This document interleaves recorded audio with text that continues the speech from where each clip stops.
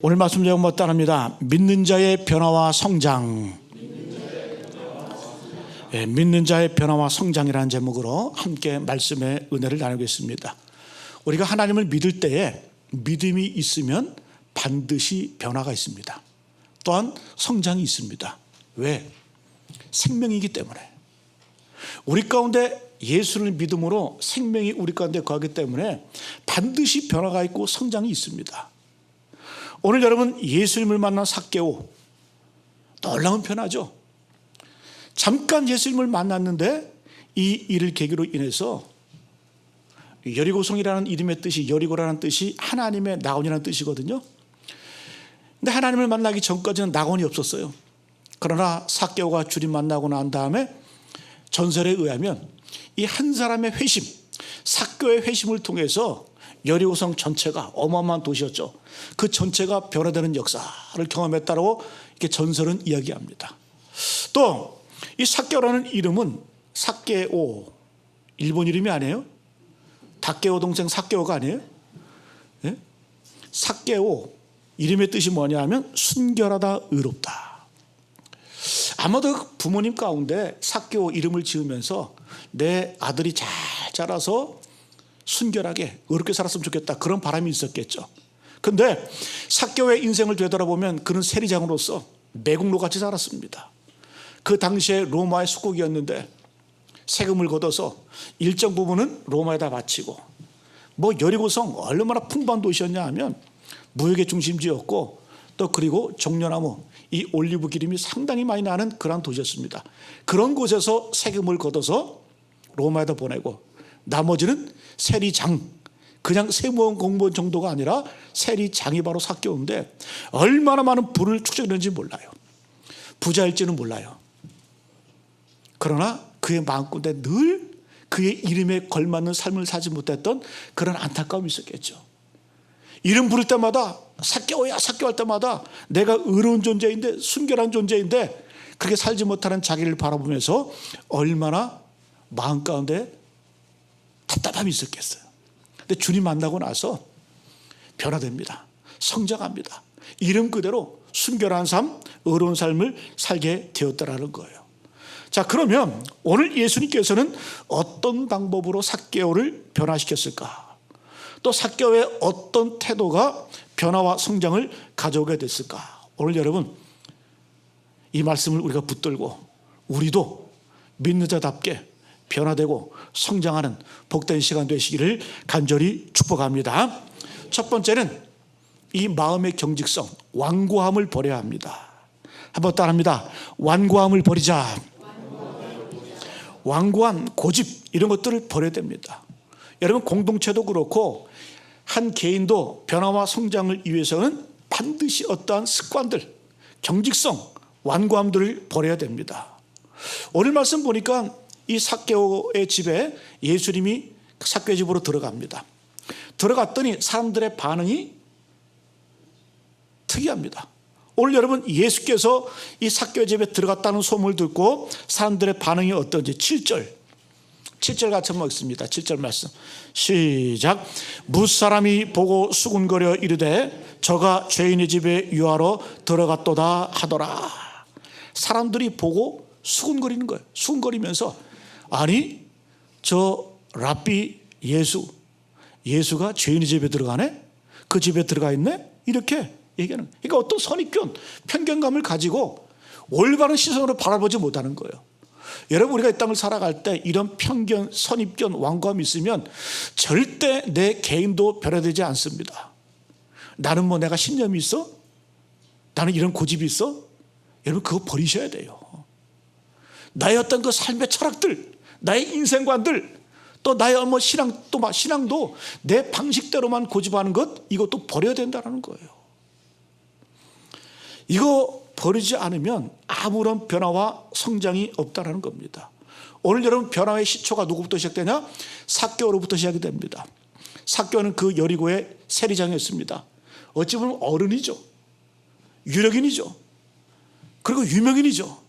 근데 이 사람 마음 가운데, 이 삭개오의 마음 가운데 예수님을 보고 고침받고 구원받고 진리를 얻기 원하는 그런 마음의 소원, 그런 열망들이 가득했습니다. 그것이 가득하니까 그는 어때요? 매국노라는 손가락질도 있어요. 또 이 여리고성의 모든 사람이 다 아는 사람이에요. 유력인이에요. 그럼에도 불구하고 자기의 체면 컴플렉스를 다 내려놓습니다. 키가 작다 그러죠. 키가 작다 그래요. 볼 수가 없어. 그래가지고 돌무화과 나무로 올라가서 예수님을 보기 위해서 올라갑니다. 이 말은 뭘까요? 자기의 편견, 선입견, 완고함, 생각의 어떤 그 고로함들을 내려놓고 자기 어떤 지위 다 내려놓는 거예요. 아니 구원의 주님을 내가 보기를 원하는데 이런 게 뭔 필요가 있냐? 체면 다 내려놓고 어린아이처럼 나무 위로 올라갑니다. 나무 위로 올라가서 그 보고 싶었던 주님을 만나고자 하여 바라보는 겁니다. 여러분, 이럴 때 변화와 성장이 있는 줄로 믿습니다. 여러분, 우리가 복음서를 한번 읽어보세요. 예수님을 만나고 기적을 체험한 사람들에게 보게 되면 뭔가 좀 달라. 단순함이 있어. 내가 주님께 나아가야만 고침받는다. 그리고 좀 과격해. 중풍병자 4명의 친구처럼 무리가 많아서 예수께 가지 못하니까 지붕을 뚫고 들어가잖아요. 그죠? 올라가 지붕을 뚫고 내려가잖아요. 그러니까 좀 단순함, 과격함. 그러니까 그 당시에 뭐 체면, 어떤 생각의 어떤 그런 선입견 편견들을 내려놓고 주님 만나기 위해서 달려가는 거예요. 거기에 기적이 있고 능력이 있었다는 겁니다. 여러분 한번 되돌아보세요. 우리의 생각이 얼마나 완고하고 경직되어 있는지. 삶의 방식도 자기 철학을 가지고 살았습니다. 신앙생활하면서도 자기 방식만 절대로 고집합니다. 그게 좁아지는 거예요. 자기의 세계관에 갇혀서 성장을 못합니다. 불행히도 우리 많은 대부분의 사람들이 이렇게 살고 있다는 겁니다. 예전에 부모님들은 되게 엄했어요. 그리고 보수적인 부모들이 많았습니다. 특별히 아버지들이 자녀들 학대를 많이 했던 것 같아요. 제가 어렸을 때 봐도 제 친구들 막 사고치고 막 문제 일으키잖아요. 어렸을 때 그 꼬마들. 근데 애들 빨기 벗겨내서 쫓아내버리고 막 그랬어요. 그런 거 보셨죠? 어렸을 때 시골에서 이렇게 보면 그 애들이 말 안 들으면 그냥 회초리로 때리고 막 그냥 빨개 벗겨서 수치를 주고 막 그랬단 말이에요. 네? 특별히 예전 여성분들은 이 아버지에 대한 상처 이런 것들이 참 많아요. 근데 놀라운 건 뭔 줄 아세요? 아버지에 대한 한 상처가 있는데 결혼할 때 보면 자기 아버지 닮은 사람하고 결혼해. 그렇잖아요? 남편 구할 때 보면 자기 아버지 성격 닮은 사람하고 결혼을 많이 하더라고. 왜 그럴까요? 벗어나지를 못하는 거예요. 오히려 그게 편안함을 느껴요. 익숙함을 느껴요. 길들여진 거예요. 에리 프롬이 독일의 정신분석학자죠. 그죠? 자유로부터의 도피. 아니 왜 자유를 추구해야 되는데 자유로부터 도망가려고 그럴까? 인간이 그렇다는 거예요. 인간이 자유를 좋아하는 것 같지만 자유를 불편해하고 이 자유 안에 거하는 것들을 상당히 어려워한다는 거예요. 그래서 자기의 그 익숙함, 갇혀진 곳, 자기의 그 아집 편견 속으로 들어간다는 거예요. 여러분 신앙생활도 이단을 연구하는 분들 통계가 있어요.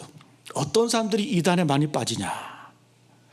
특이한 거 보면 완고한 아버지 밑에서 자란 아이들이 이단에 빠지기 쉽대요. 제가 말하는 게 아니라 이거 통계적으로 말하는 거예요. 고집스럽고 완고한 아버지 밑에서 자란 이 사람들이 이단에 빠지기 쉽대요. 그 이유가 뭘까? 대부분 여러분 이단의 리더들 보게 되면 멋대로고 독선적이고 자기를 신격화하고 멋대로 결정합니다. 그죠? 그걸 포장을 해서 카리스마라 그래. 근데 어디서 많이 보던 모습이거든. 자기 아버지가 그랬어. 그래서 거기서 왠지 모르는 편안함을 느껴요. 왠지 모르는 안락함을 느껴. 근데 여러분 반대로 정상적으로 건강하게 자란 사람은 이단에 가라 그래도 못 가. 왜? 문화적으로 이상하거든. 정서적으로 이상하거든. 그래서 이런 이단 문화에도 그런 어떤 편안함이 있다는 거예요. 그 이단 분석학자들이 그렇게 통계를 냅니다. 어떤 자녀들이 이단으로 많이 빠지냐? 어떤 엄하고 편안한 곳, 익숙한 곳, 경직성 그런 곳에 오히려 많이 빠진다는 거예요. 여러분, 하나님께서 원하시는 게 뭘까요? 주님 오셔서 말씀하셨잖아요. 너희가 진리를 알지니 진리가 너희를 자유롭게 하리라. 진리는 억압하는 거 아니에요. 속박하는 거 아닙니다. 진리 안에서 우리의 생각과 우리의 이성과 우리의 영혼의 자유로움을 느껴내는 거예요. 그러니까 주님께서 원하시는 건 뭐냐? 자발적인 헌신. 그러면 우리는 신앙이라는 이름으로 포장을 해서 사람을 동물처럼 끌어가고 생각이 없게 만들고 사유하지 못하게 만들고 판단하지 못하게 만들고 그런 일들을 얼마나 많이 저지릅니까? 여러분, 진리는 뭐예요? 진리는 자유함이에요. 자유함. 제가 예전에 벌써 한 40년 전에 돌아가셨죠. 우리 부흥사 가운데 유명한 목사님 계셨잖아요. 이천성 목사님. 하늘산, 저도 하늘산 기도원 예전에 어렸을 때 여러 번 갔었습니다. 하늘산 기도. 근데 그분 집회할 때 보면 막 그래요. 할머니한테 막 2년 전이나 하고 막 그래. 지금은 말도 안 되는 얘기죠. 그죠? 지금 말도 안 되는데 그때는 그게 통했어요. 그리고 막 뒤통수 막 때리기도 하고 막 일어나서 방언해보라 그러고. 제가 아는 장로님은 거기 가서 방언 받았는데 이천선 목사님이 그랬대요. 너 방언해보라고. 일어나서 막 방언했더니 저 새끼 가짜야 그러더래. 근데 왜 그럴까? 근데 왜 사람들이 왜 그렇게, 저는 그분이 나쁘다는 얘기를 하는 게 아니에요. 영역이 있었고 파고, 그 당시에 가난하고 힘들고 어려울 때 위로를 주고 또 눈물이 있고 그런 시대가 있었어요. 근데 그럼에도 불구하고 욕을 하는데 왜 그렇게 사람들이 가서 위로를 받을까? 자기들의 아버지의 모습이 그랬었거든요. 익숙하거든. 오히려 그것이 편안했거든. 뭐 욕쟁이 할머니 식당 가면 그런다 그러잖아요. 반찬 좀 더 달라 그러면 네가 갖다 처먹어 그런다 그러잖아요. 왜 그럴까요? 예전에 할머니도 다 그랬어요. 그냥 손주를 사랑한다는 그 표현이 욕하고 꼬집고 막 이렇게 막 찌르려고 막 그러면서 그 사랑의 표현이거든요. 그러니까 그 속에서 자란 분들의 모습은 뭐예요? 그것이 편안한 거예요. 그것이 익숙한 거예요. 근데 여러분, 오늘날 여러분 우리가 볼 수 있는 건 뭐냐? 저는 그 얘기를 하는 게 아니라 오늘 여러분 삭개오 변화의 계기는 어디 있었냐? 유명인이에요. 부자예요.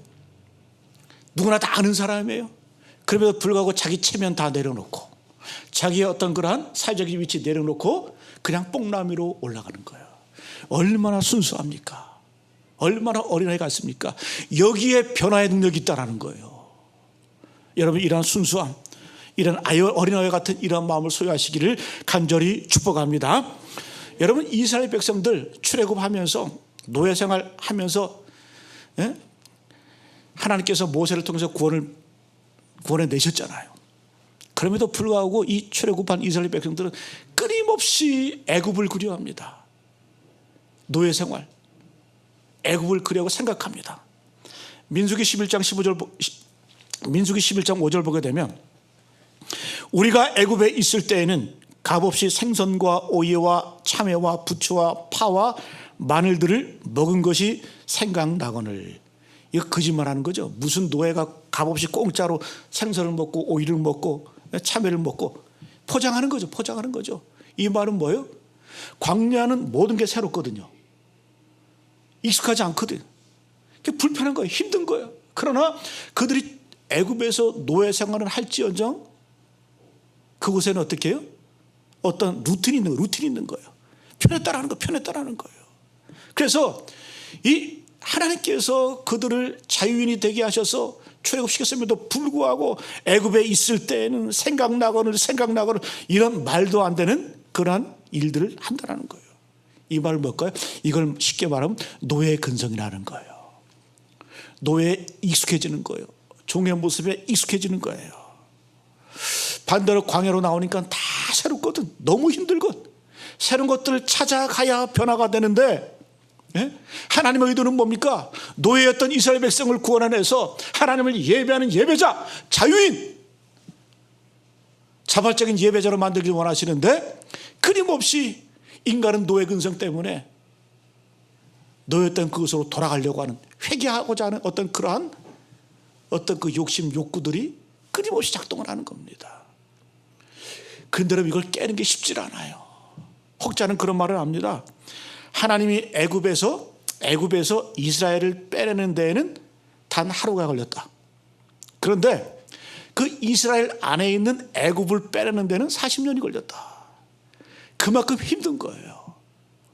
여러분, 우리가 예수를 믿으면서, 하나님을 믿으면서도 여전히 예전의 사고방식, 예전의 어떤 아집, 세상의 틀을 버리지 못하고 습관을 버리지 못하는 이유가 뭘까요? 아직까지 우리가 두려워하는 거예요. 아직까지 우리가 이 노예, 어떤 이 애굽의 삶들을 벗어나지를 못하는 거예요. 그래서 여러분, 끊임없이 말씀으로 나를 깨우쳐야 돼요. 기도로 여러분 하나님의 자유함을 누려야 될 줄로 믿습니다. 오늘 여러분 삭개오처럼 편안함과 익숙하면서 뭐 예수님 안 만나도 이 땅에서 편안히 살거든, 먹고 살거든, 떵떵거리며 살 수 있거든. 그럼에도 불구하고 여러분, 오늘 이 삭개오는 예수님을 만나는 것은 뭔가 얻으려고 나오는 게 아니에요. 많은 사람들이 예수를 만나는 목적이 뭔가 얻으려고 나왔어요. 근데 삭개오는 얻으려고 나온 것이 아니라 버리려고 나온 거예요. 자신을 내려놓고 자기를 포기하고 진정한 진리가, 자유함이 무엇인지를 알기 위해서 예수께 나온 거예요. 이런 갈망, 열망이 있기 때문에 그의 모든 체면, 선입견 다 내려놓고 주님 바라보고 주 앞에 나아가는 겁니다. 네? 여러분, 오늘 이 시간부터 제발 여러분들의 익숙함에서, 편안함에서 벗어나시기를 축복합니다. 오늘 내가 변화되지 않으면, 오늘 내가 성장하지 않으면 죽을 때까지 이 모습으로 가는 거예요. 제가 늘 말씀드리죠. 여러분들의 죽음 준비하고 돌아가실 것 같죠? 또 준비하고 여러분들 죽음을 맞이할 것 같죠? 뭔가 좀 스페셜하게 가실 것 같죠? 그렇지 않습니다. 지금 여러분들의 모습이 여러분들의 마지막이에요. 지난번에 우리 교회 와서 설교했던 제 친구 목사님, 미국에서 목회하는 제 가장 절친인데, 사모님이 지난주에 돌아가셨어요. 3년에 이제 암에 걸려서. 근데 그 사모님도 목사님이었는데 미국에서 에모리 대학에서 유명한 명문대학 아닙니까? 거기서 구약학 박사학위 받고 딱 학위 끝나자마자 암이 발병이 된 거예요. 제가 봤을 때는 그 공부하느냐고 스트레스 받고 힘들고, 예? 이제 돌아가셔서 지난주에 미국에서 화장을 하고 다음 주에 오는데 제가 이제 정동제일교회 가서 장례 집례하고 설교를 하게 됩니다. 근데 무슨 말을 해야 될지 모르겠어요. 예? 근데 여러분, 3년 동안 암투명하면서 정말 희망을 갖고 또 회복도 되고 이렇게 했는데 갑자기 출혈이 나고 이렇게 갑자기 하늘나라로 가게 되었는데, 여러분, 우리 인생이 그래요. 누가 장담합니까? 나올 때는 순서대로 나왔지만 갈 때는 그 순서가 없는 거예요. 아무도 모르는 거예요. 그 목사가 볼 때 너무 안타까운 거예요. 목사가 볼 때. 여러분, 지금 내가 변화되지 않고, 지금 주님 제대로 만나지 않고, 지금 내가 헌신하지 않고, 지금 내가 주님 앞에 서지 않으면 그 마지막은 아무도 모른다라는 거예요. 여러분, 마지막 순간까지 뭐 하다 가시겠어요? 가장 영광스러운 일이 뭘까요? 예배하다 가시는 거예요. 기도하다 가시는 거예요. 뭔가 대단한 거 바라는 거 아니잖아요. 우리가 주님 앞에 뭐 대단한 거 해봐야 얼마나 하겠습니까? 그냥 영광스럽게 주님 찬송하고 주님 예배하다가 매 순간마다 주 앞에 기도하며 살다가 주님 앞에 가는 거 아니겠어요? 우리 주갑도 장로님 그렇게 가셨잖아요. 예배 준비하다가 가셨잖아요. 그 아드님이 일기장 보시고 저한테 얘기하고 얼마나 감동받았는지 몰라요. 마지막 그분이 쓴 글이 뭐예요? 하나님 죄송합니다. 몸이 너무 힘들어서 금요기도에 못 가겠네요.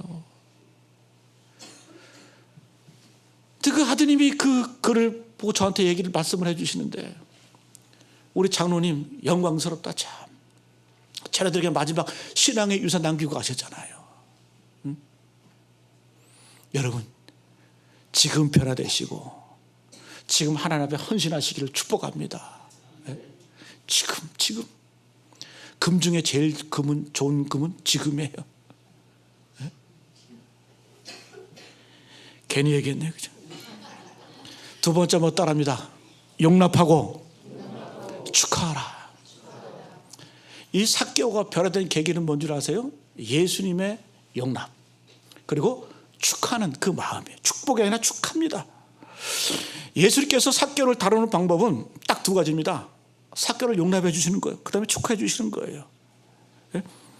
2절 보니까 삭개오에 대해서 이렇게 표현하죠. 삭개오라 이름하는 자가 있으니 세리장이요 또한 부자라. 이 말은 뭐냐면 이 삭개오를 정죄하려고 하면 정죄할 것이 많은 사람이에요. 허물이 많은 사람이에요. 그렇잖아요. 역사적 배경으로 사회적 분위기가 돈은 많지만 민족의 반역자예요. 백성을 착취하는, 자기 민족을 착취하는 그런 사람이었어요. 공격당할 조건이 참 많은 사람이에요. 근데 예수님께서 삭개오에 다가오셔서 한 말씀도 안 하셔. 너 이렇게 왜 이렇게 사냐? 너 이렇게 죄가 많냐? 에? 회개하라. 에? 이런 말씀 하나도 없어. 뭐라고 말씀해요? 삭개오야 오늘 내가 내 집에 유하여야겠다. 내 집에 가겠다. 내 집에 유하겠다는 의미는 뭘까요? 내가 너를 용납한다. 내가 너를 받아들인다. 예수님의 언어 가운데는 정죄가 없어요. 비판이 없어요. 판단이 없어요. 그냥 주님께서는 뭐라? 빨리 내려와라. 내가 오늘 내 집에 유하여야겠다. 그랬더니 삭개오가 즐거운 마음으로 빨리 내려오는 겁니다. 이 말은 뭘까요? 예수께서 삭개오를 있는 모습 그대로 영접해 주시고 용납해 주신다는 거예요. 여러분 언제 변화될까요? 오늘 여러분 말씀 보게 되면 이 삭개오 사건은 매우 특이합니다. 뭐가 특이하냐면 삭개오에 대해서 예수께서 복음을 전한 적이 한 번도 없어. 회개하라 천국이 가까웠다 이 말씀 하신 적이 없어요. 내가 곧 길이요 진리요 생명이다. 나로 말미암지 않고는 아버지께로 갈 자가 없다. 이런 말씀도 전혀 없어. 그냥 딱 두 마디. 삭개오야 내려와라. 내가 오늘 네 집에 유하여야 되겠다. 그래서 여러분 성경학자들은 이 본문을 상당히 특이하게 봅니다. 예수께서 복음을 증거한 것도 아니고 십자가의 피 어떤 그런 구원의 복음을 증거한 것도 아닌데 삭개오가 변화됐어. 영접하고 변화됐어요. 이게 도대체 어떤 일일까? 여기에 놀라운 예수님의 습관 용납해 주시는 거예요. 용납해 주시는 거예요. 네? 여러분 사람들은 언제 변화될까요? 용납하는 그 순간부터 변화가 시작됩니다. 근데 우리는 이 땅을 살아가면서 수많은 관계 가운데 이 용납의 언어를 잘 사용하지 않아요. 주로 어떤 언어를 사용합니까? 너는 틀렸어. 너는 안 됐어. 너는 잘못됐어. 이런 얘기 주로 많이 하죠. 자녀들을 바라볼 때도 칭찬과 격려를 많이 하기보다는 너 잘못했어. 너 그렇게 살면 안 돼. 그런 얘기 많이 하잖아요. 그죠? 그렇게 해서 사람이 변할 것 같으면 벌써 변했겠죠. 우리의 잔소리 때문에 변하는 거 아니라는 거예요. 여러분 사실 우리가 상대방을 향해서 너 틀렸다라고 지적하는 것 어떤 뭐 사제지간이라든지 깊은 관계 외에는 이 될 수 있으면 틀렸다는 얘기는 하면 안 돼요. 왜 그러냐면 우리가 상대방의 어떤 것들을 지적을 할 때는 상당한 신뢰가 필요합니다. 사람들은 어떨 때 남의 충고를 받아들이냐 하면 그 사람이 나를 진짜 사랑하느냐 나를 진짜 위하는 마음이 있느냐 그런 마음을 내가 느낄 때 그 사람의 충고를 받아들일 수 있습니다. 여러분 우리가 이 땅을 살아가면서 이런 관계 얼마나 될까? 얼마 안 돼요. 널 위해서 하는 소리인데 제발 그런 소리 좀 하지 마세요. 네? 널 위해서라는 말을 할 정도면 피를 나는 형제이거나 아니면 끈끈한 사랑의 교제가 있어야 그런 말 할 자격이 있는 거예요.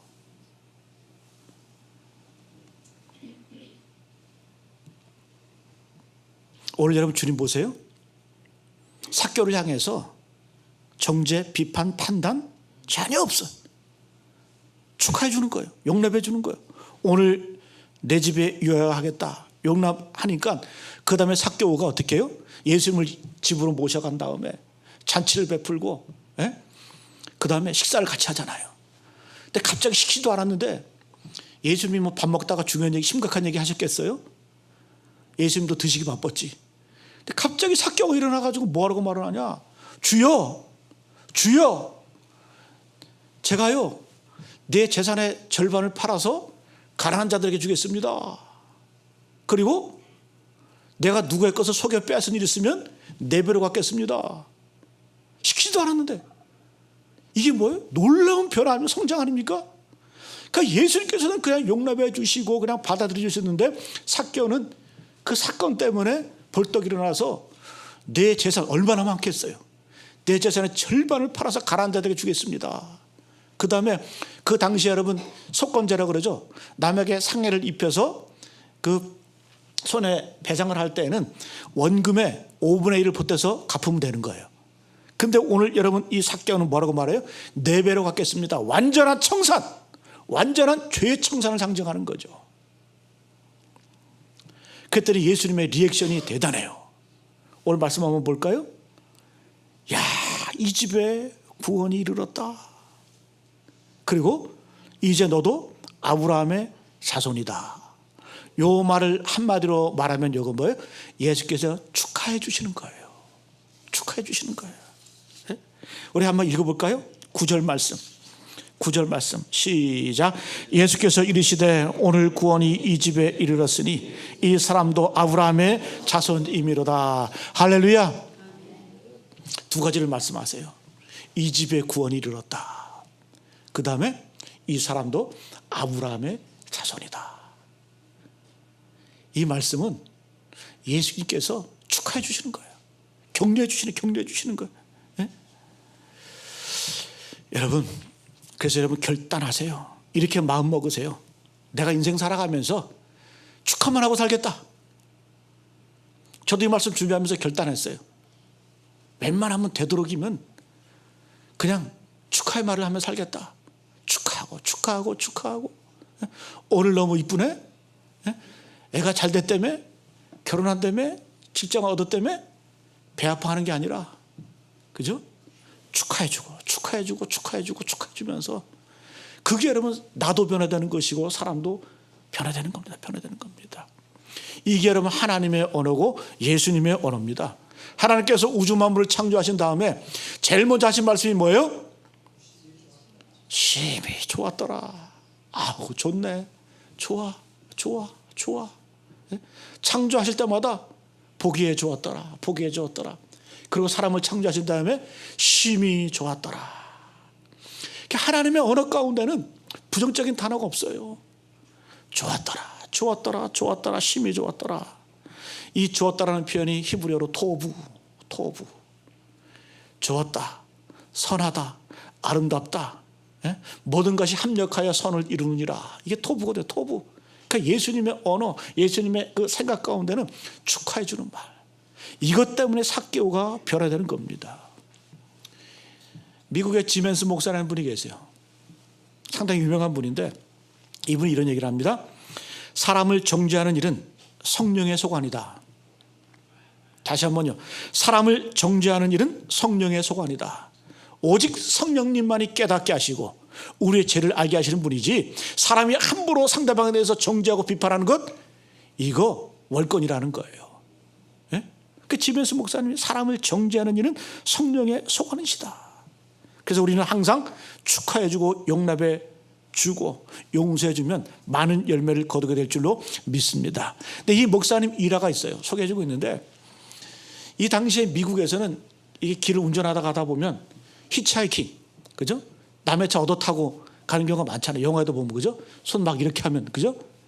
내가 어디까지 갑니다. 이렇게 뭐 이렇게 적어서 이렇게 태워주고 막 그렇게 하잖아요. 그죠?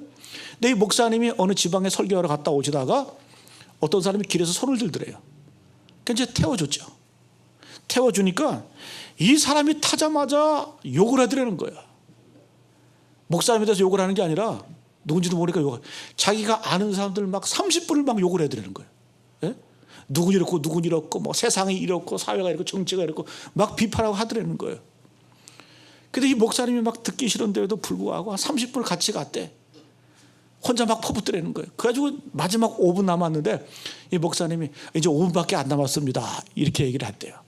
그때 이제 이 욕하던 사람이 자기 실컷 욕을 한 다음에 궁금하니까 운전한 해주는 이분이 누군지 모르니까 도대체 뭐 하시는 분이세요? 이랬더니 물어봤대요.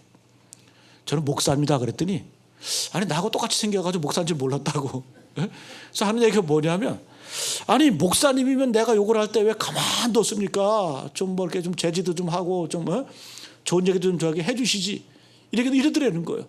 근데 목사님이 이렇게 말합니다. 지멘스 목사님이, 선생님이 하신 말씀이 말은 거칠지만 내용이 너무 좋아서 잘 들었습니다. 민망하지 않게, 말은 거칠지만 당신의 말하는 그 내용이 너무너무 좋아서 내가 잘 들었습니다. 이 말만 했대. 근데 이분이 예수 믿게 되었대. 감동받아서 나를 용납해 주는구나, 나를 받아들여 주는구나. 여러분, 삭개오도 그렇고 오늘 이분도 그렇고 예수 믿는 것, 우리가 꼭 복음을 전하고 우리가 뭐 말씀의 경고를 막 회개하라, 천국이 가까웠다, 안 그러면 지옥 가, 이렇게만 해야 구원받는 게 아니라 믿는 자들의 언어가 바뀌어야, 믿는 자들의 생각이 바뀌어야, 믿는 자들의 삶이 바뀌어야 이런 구원은 백성이 늘어난다는 거예요. 그래서 우리가 우리의 언어가 바뀌시기를 축복합니다. 용서의 말을 하고 용납의 말을 하고 축복의 말을 하고. 여러분, 오늘날 한국 사회의 불행이 뭔 줄 아세요? 저는 목사로서 영적인 면에서 이 나라를 바라볼 때 참 불행해요. 왜 그럴까요? 용서가 없어요. 용납이 없어. 축하의 말이 없어. 모이면 저주하고, 모이면 비판하고, 모이면 정죄하고, 그것도 교회 지도인지는 모르겠는데 목사의 탈을 쓴 사람들이 선동을 해버려. 불행한 사회죠. 불행한 사회죠. 얼마나 우리가 법체계 질서 안에서 할 수 있고 진행할 수 있어도 불구하고 뭐였다 하면 저주하고, 뭐였다 하면 비판하고, 뭐였다 하면 죽이자 그러고 밟자 그러고. 여러분, 그게 정상입니까? 이 나라, 이 사회가 온전한 사회입니까? 믿는 자들이 먼저 그러는데, 믿는다고 하면서 이런 짓을 하는데. 여러분, 오늘날 우리가 나로부터 우리 모든 믿는 자들의 언어가 바뀌고 삶이 바뀌어야 사회가 변화되는 겁니다. 희망을 줘야죠. 긍정을 선포해야죠. 여러분, 예수님, 하나님의 언어가 이런 언어가 어디 있습니까? 힘을 주고 평화를 선포하고 진리를 선포하는 이런 언어. 마지막 한번 따라합니다. 욕심으로 살지 말고 필요를 채우라. 욕심으로 살지 말고 필요를 채우는 삶을 살아야 됩니다. 오늘 여러분, 삭개오 자기의 욕심을 채우기 위해서 예수께 나온 거 아니에요? 오히려 내려놓기 위해서, 벗어던지기 위해서, 옛사람의 구습을 내려놓기 위해서 지금 예수께 나오는 거예요. 뭔가 얻으려고 온 것이 아니라 버리려고 오는 거예요. 자기의 욕심을 버리려고 오는 거예요. 그리고 꼭 필요한 구원을 얻기 위해서 지금 예수께 나오는 겁니다. 여러분, 마귀가 우리를 넘어뜨리는 것이 무엇일까요? 끊임없이 욕심대로 살게 만들어요. 필요 없는 것을 더 가지려고 해요. 건강한데 자꾸 건강하려고, 돈도 많은데 자꾸 돈을 더 벌려고 하고, 물건도 많은데 더 가지려고 하고. 이게 뭘까요? 사탄 마귀가 여러분 뿔 달려서 이렇게 그런 모습으로 우리에게 오는 게 아니에요. 우리의 욕심을 자극을 합니다.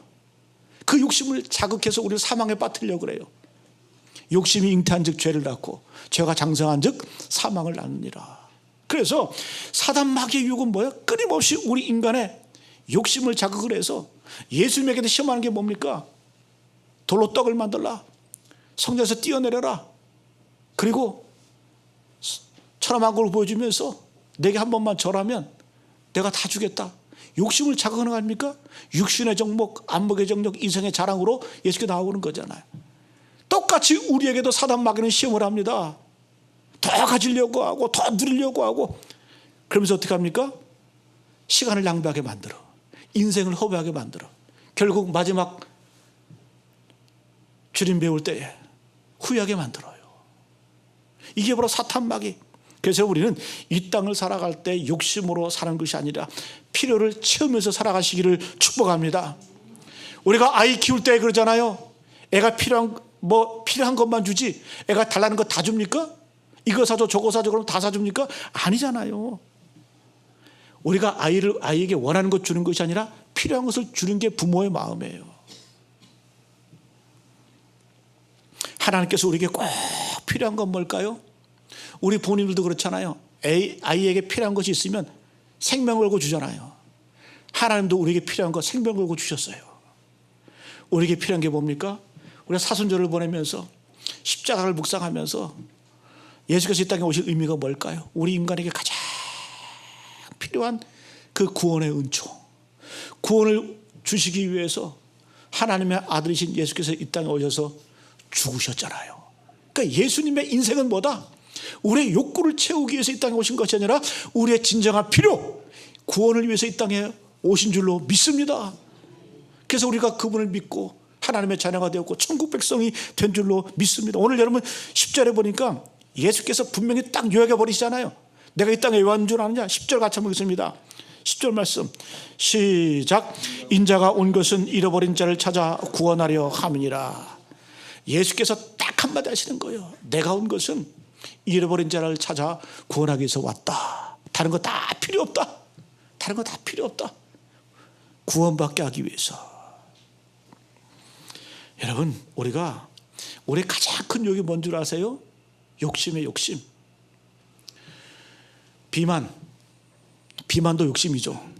필요 없는 사람 아닙니까? 이거 엄밀히 말하면 욕심이죠. 더 먹기 때문에 배가 난 것도 욕심이죠. 기도도 욕심으로 가면 안 돼요.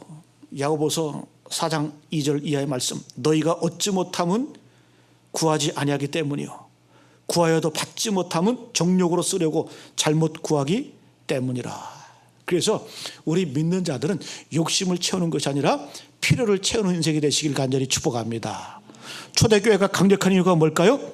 필요를 중심으로 움직였어요. 사도행전 2장 45절 말씀. 또 재산과 소유를 팔아 각 사람의 필요를 따라 나누며. 사도행전 4장 35절 말씀에도 사도들의 발 앞에 두매 그들이 각 사람의 필요를 따라 나누어 줍니다. 욕심대로 주는 것이 아니라 각 사람의 필요를 따라, 이것이 바로 하나님 믿는 백성들의 삶의 자세인 줄로 믿습니다. 이렇게 살면, 그래서 끊임없이 이 땅을 살아가실 때 욕심으로 사는 것이 아니라 내가 이 사람에게 필요한 것이 무엇일까? 내가 어떤 필요를 줄 수 있을까? 이런 거 생각하고 이러고 고민하고 이런 거 묵상하면서 살면은 그 인생은 틀림이 없어요. 하나님이 기뻐하시는 거예요. 어떤 사람은 위로가 필요하면 위로하면 되는 거고, 어떤 사람에게 물질이 필요하면 도움을 주면 되는 것이고, 어떤 사람에게 삶의 힘이 필요하면 그분에게 용기를 주면 되는 것이고. 그래서 우리 믿는 자들은 필요를 채우는 그런 삶을 살아가시기를 축복합니다. 근데 중요한 건 뭔 줄 아세요? 교회도 그렇고 개인도 그렇고 꼭 필요한 생명에 집중하면 하나님께서 필요를 채워주세요. 참 신기해요. 저도 목회 20년 넘게 하면서 보면 교회들마다 하나님이 원하시는 것, 하나님이 뜻하시는 것에 집중하면 하나님께서 성도들의 삶뿐만 아니라 교회도 부족함이 없게 만드시고 필요를 반드시 채워주세요. 풍성하게 채워주십니다. 빌립보서 4장 19절 말씀. 나의 하나님이 그리스도 예수 안에서 영광 가운데 그 풍성한 대로 너희 모든 쓸 것을 채우시리라. 할렐루야. 우리는 이 믿음 가지고 나아가는 겁니다. 오늘 말씀 마치겠습니다. 오늘 여러분 삭개오의 변화, 이거 여러분 놀라운 변화입니다. 한 사람의 변화를 통해서 도시가 변화되었고 또 이 말씀을 읽는 많은 사람들이 하나님의 능력과 기적과 구원을 경험하게 됩니다.